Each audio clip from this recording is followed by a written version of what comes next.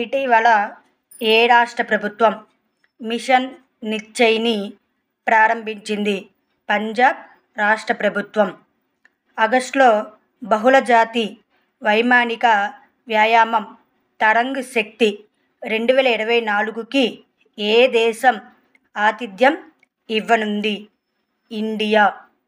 ఇటీవల వార్తల్లో కనిపించిన ఏడెస్ ఆల్బోపిక్టస్ అంటే ఏమిటి? దోమ.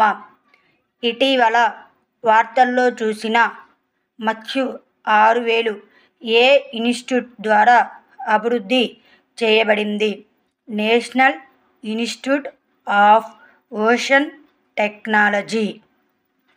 నగరంలో స్థిరమైన వ్యర్థ పదార్థాల నిర్వహణను సాధించేందుకు గ్రేటర్ చెన్నై కార్పొరేషన్కి ఇటీవల ఏ సంస్థ మద్దతు ఇచ్చింది?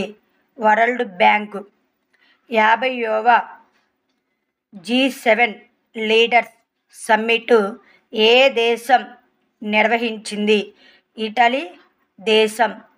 ఇటీవల వరల్డ్ హెల్త్ ఆర్గనైజేషన్ సాంప్రదాయ వైద్యంలో ప్రాథమిక మరియు సాహిత్య పరిశోధన కోసం వరల్డ్ హెల్త్ ఆర్గనైజేషన్ సహకార కేంద్రంగా ఏ వైద్య సంస్థ నియమించింది?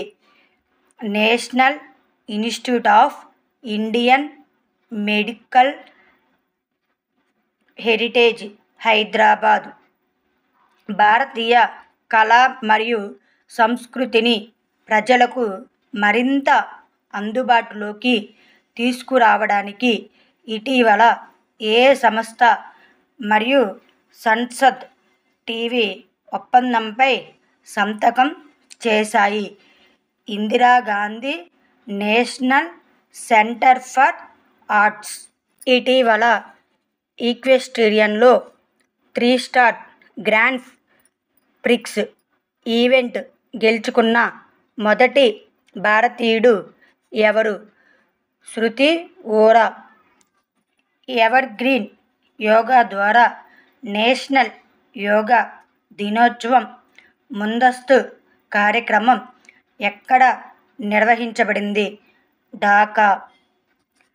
నైట్ ఫ్రాంక్ ప్రకారం లగ్జరీ రియల్ ఎస్టేట్ అభివృద్ధిలో ప్రపంచవ్యాప్తంగా ఏ నగరాలు 3వ మరియు 5వ స్థానంలో ఉన్నాయి?